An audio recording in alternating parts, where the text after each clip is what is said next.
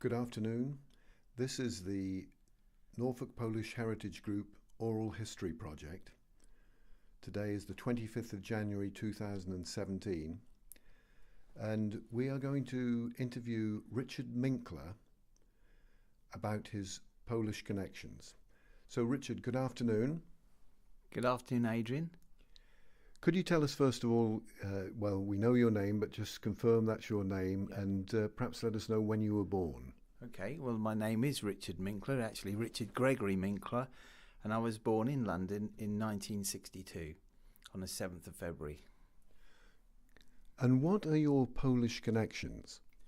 Well, of course, my father is Polish, my mother is English, so my Polish connections are through my father and his family right back to Poland before the war. Do you know much about his early days in Poland? Where was he born and when was he born? He was born in Poland, in the eastern part of Poland, on the borders of Russia at the time, and he was born in 1923. I understand that he had quite an interesting early life, particularly in relation before he came to Britain. Would you tell us about that, please? Yeah, sure. History shows that in 1940, February 1940, a lot of the Polish people that lived on the eastern side of Poland, on the borders of Russia, many of them were peasant farmers, and my family, they had a farm. There was a family of 4 children, a mother and a father. They owned a farm, and they were deported early one morning, about 4 o'clock in the morning, when Russian Cossacks arrived on horseback and basically took them all away, along with a lot of families in that area of Poland at the time, and put them on cattle trucks, which had already been fitted out, ready for the purpose, and spent the next few weeks, months, travelling to northern Siberia, where they were put in a labour camp. This is an old gulag camp that used to be a prison, and this one was in a forest, and their job was to cut trees down for the war effort. And how many members of the family there? Was your father, and did he have brothers and sisters, and were his parents with him? Yes, they took the whole family. So there was a mum and a dad, and there were 2 other brothers and his sister. So there was 4 children in all. My dad was the oldest at age 1920, and the youngest was age 6. And they all got deported. No one is knowing where they're going, and when they arrived there, there's lots of families in a similar situation, some of which they may have known in the area. They might have sold goods to them and bartered with them, and then they were put in a camp. And the way these camps worked, they actually got paid. These Polish people that were taken away were then basically Russian citizens.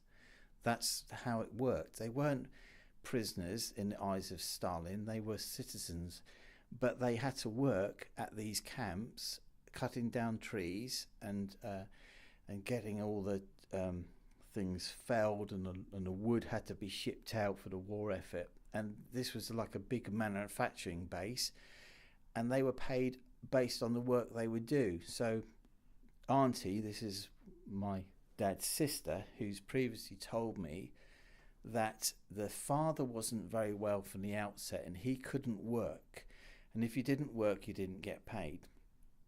You could stay all day in the camp or in the hut that you were allocated along with another family. There was a partition, so you're not on your own.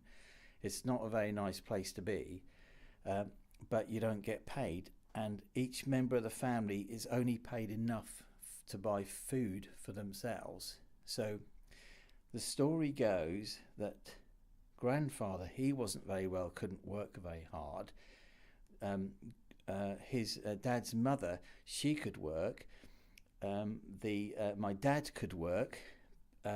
Jadwiga could work, but Tadeusz was too young to work. They wouldn't allow. Then the youngsters weren't allowed to work. They actually had a school on the premises for the young kids. So the kids went to school, and that's why Tadeusz can speak fluent Russian, because he was basically taught Russian.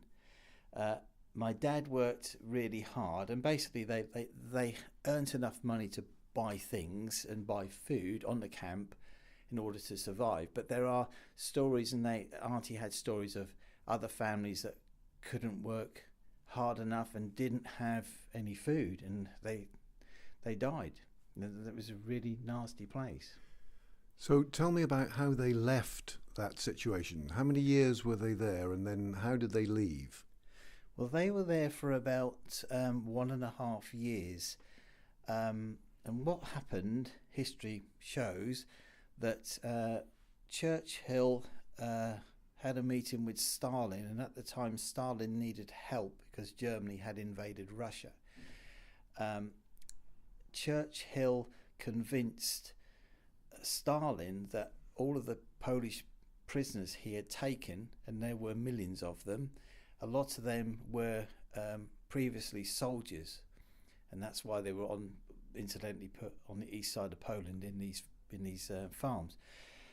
So Stalin did let these people go, and Churchill said that he would let them come over to England and help fight the war for Britain and help Russia as well that needed help, and that was the manpower.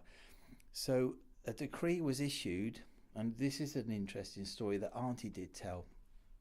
Backtracking a little bit, when they're in the camps, once a month the commandant of the camp would come in and give a meeting in the canteen. They had a large communal canteen, and she described that he would stand up on the tables and say to everybody, it's the same speech every month, how they will never see Poland again and they'll never set foot on Polish soil ever again. And they were trying to indoctrinate communism on them in the way of Russia. Well, he came in one day after Stalin had issued a decree, and this is all in the history books, and he had to read out this decree, and that was that they were let free, and none of them believed it. And the commandant had to say, well, you can now go, but there was never any arrangement in all of these camps, because it turned out that there was a lot of these camps. No one knew inside that camp what else was going on, because the camps are so vast, the forests are so vast. But when they were free and they did leave, they realised there was other people coming out. And because nothing was laid on, it was just, you can now go. And we are talking about northern Siberia, and the closest place to go is down south through Russia into Iran, where the British army were. That's where everyone was heading. And that was the worst part of the whole journey, because nothing was arranged and it took them months to travel. They were jumping on and off trains. They didn't have any money. And there's thousands of people travelling and walking, just like you see on the TVs nowadays when you see all those people migrating. They're walking and walking, dying on the way. That's where a lot of the people died. A lot of the families died on the way. But my family managed to get to Iran, less their dad, because they lost their dad on the way. He then eventually died. The mother did die on the journey of typhoid. We know that much. So when they ended up in Iran months later, there was my father, Tadeusz, Czezik, and Jadwiga, just the kids basically, and that was it. So how did they get to England, and when did they get to England? Well, my dad being the oldest, when they got to Iran and the British Red Cross and the British Army, my dad was offered to fight for the English in the Polish Air Force in the RAF. So he did say to the kids, the brothers and sisters, look, this is my opportunity. I want to fly a plane. He'd already been in technical college anyway when he was in Poland. That's what he was training to do, things like that. And then he went to the UK and he joined the RAF. and flew in Lancasters. So when he came to England, he was, a couple of years in the Air Force, and then what happened? Yes, he joined the RAF in 1943, and he went on several missions from various bases around the UK. The last base he was in was RAF Foldingworth up in Lincolnshire. That was a big base of just Lancasters and Wellingtons, and it was just the Polish base, and it was the Polish 300 Squadron. And in February 1945, there was a big raid on Dresden, which everybody knows about, and that squadron took place in it. I think there were 13 Lancasters that went out, and 2 got shot down. Obviously, one was my dad's. He, at the time, was a rear gunner in the Lancaster, and this is the worst job to have. On the plane, there was 7 of them. 5 of them died, and 2 of them survived. Obviously, one was my dad, prisoner of war with a broken leg because he parachuted out. And this is 1 o'clock in the morning in the dark sky in February, really cold, above Germany. So he's prisoner of war, and then of course the war finishes. The prisoners are repatriated, a lot of them are, and 6 months later he comes back to the UK and rejoins that squadron in the RAF. And when then did his service time end? When was he demobbed? He was demobbed in a further 2 years later. There was lots of jobs to do in the RAF after the war, taking ordnance out to the sea and dropping it and getting rid of it, and also taking food to Berlin. He did a lot of those sort of runs.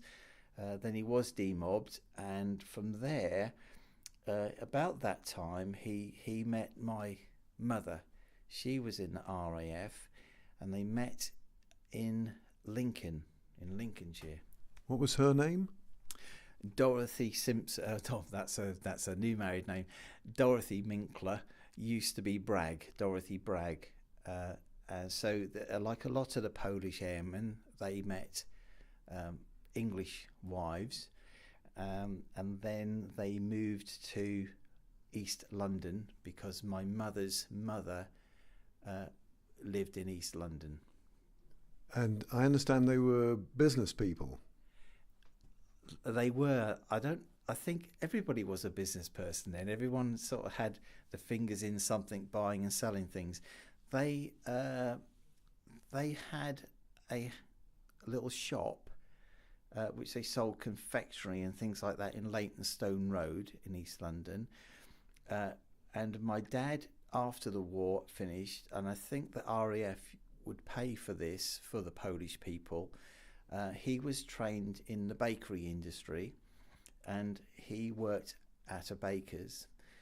And then later on, quite a few years later, just before I was born, they wanted to have their own bakery shop. And when I was born in 1962, they moved to Downham Market in Norfolk and ran their own bakery business and shop. Why Downham Market? Was it a business for sale there, or what was the reason for them coming to Norfolk? I don't know exactly. Stories from my mother at the time were that when I was born premature by 3 months and a very small baby. She said they wanted to move from London because it was smoky. Whether that was the case, I don't really know. They did know somebody who had a business in Downham Market, and I think they went into partnership with them. I think that's how that worked. Although I've got no records, I've just got what people have said. But yes, it's a big move to make and a long way to go, but that is where they went. But they actually ended up in Norwich. Yes, unfortunately, the bakery business didn't go too well. And they were, I think the bakery was in my dad's name, and he got made Oh, I forget the word for that. Adrian, you'll have to help me out. What's the word when someone goes to court and gets and they've not got enough money left anymore? He went bankrupt. Bankrupt, yeah, bankrupt. That's right. I think you were just being a bit shy there. No, I really forgot the word. They went bankrupt, and my mother was training in the law at the time, and she managed to get a job in Norwich, a firm of solicitors, and she then spent the rest of her life working in solicitors firms in Norwich. My dad obviously moved at the same time. They ironically moved to Wyndham, which is near where I live now, where they spent 2 or 3 months in a rented house and then moved to the centre of Norwich. And my dad then worked for Better Bake at the time, up near the Norwich airport, which later became Sunblest. And he spent from 1964 until he died working at that Better Bake Sunblest business. I understand, though, that they divorced when you were 8 years old. Could you tell me something about that? Yes, they did. When we were in the flat in the centre of Norwich down Sunleighton Gardens, Oxford Street, I was about 8 when they used to be rowing and fighting, and they got split. They divorced. So I don't know my dad as well as I should know him, but I've got lots of stories about him. I did go and see him after they got divorced, but I couldn't drive at that time. But when I got old enough to drive, he paid for some driving lessons. I used to go and visit him. Usual stories about divorced people. But unfortunately, my mother was very anti my dad, so she tried to keep me away from him as much as she possibly could. So I didn't see too much of him, and so I don't have all the stories of the war and things like that I should have. But that's not that he ever talked about it when I was with him. I don't know whether he really did. I know he had some friends. He had a lot of Polish friends in Norwich. If I'd go and see him, he'd go, well, let's go down the cafe and let's go and have a cup of tea. And he'd take me to a cafe in Magdalen Street in the 70s, and he'd be smoking away and like it used to be, and having a cup of tea and speaking Polish to the owners. And there was definitely a very big Polish community in Norwich in the 1970s. There probably still is, but these must have been people that he knew from the RAF, because there was thousands of these Poles in the 300 squadron, and that's just one of the squadrons. They're all in East Anglia, so these people must have all set up small businesses and worked for local people, and as a community stuck together because they could speak Polish. So how would you describe your father, your memory of him, in what sort of terms, and particularly his Polishness? Did he stay very Polish? I always remember he had an acute Polish accent. At the time I wasn't aware it was even Polish, but it was a very Eastern European foreign accent, to the extent that you may not have understood the English words he was saying. He could speak English, but the accent was so vivid. That's what I remember about him. Also smoking, 40 a day, probably 60 a day, every day of his life, and that's what killed him in the end. Always smoked, had no hair, apart from on the sides. Oh, that's a story.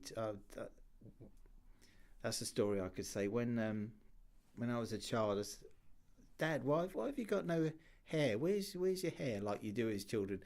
And his answer to that was that a plane in the war came down very, very low and took his hair off. And for years, I believed that is actually what happened. So what do you think he felt about Norfolk and his life in Norfolk? I think he enjoyed it, because even after the divorce, he met a Polish lady, came over from Poland, half of his age, and they spent the rest of their lives in Norfolk. I think he liked the place. He knew a lot of people, mainly Polish people, but he did like Norwich. But you essentially were raised as an English boy. So why now do you have this affinity and interest and apparent love for Poland? Well, yeah, that's a strange thing, isn't it? Yeah, I didn't have much to do with it at all. I was raised as an English person, and really my father wasn't talked about, and I didn't really know any of my history whatsoever until I bothered to find out myself. Um, what happened a few years ago, my current wife, her dad's mother died, and they were going through all the bits and pieces that she had in the loft, and they came across a big box of transcripts, handwritten in nice ink pen, in old exercise books that you'd get from school.